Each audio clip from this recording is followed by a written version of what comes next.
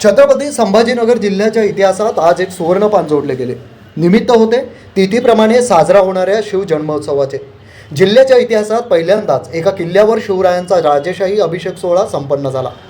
सोयगाव येथील शिवभक्तांनी केवळ पारंपरिक मिरवणूक न काढता ऐतिहासिक वेताळवाडी किल्ल्यावर भव्य पायी पालखी सोहळा नेऊन महाराजांचा वैदिक मंत्रोच्चारात दुग्धाभिषेक घातला।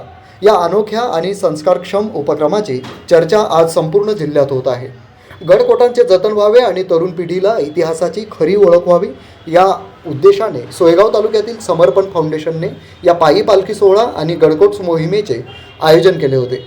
सोयगावच्या छत्रपती शिवाजी महाराज चौकातून सकाळी 8 वाजता या शोभायात्रेला भगव्या वातावरणात प्रारंभ झाला।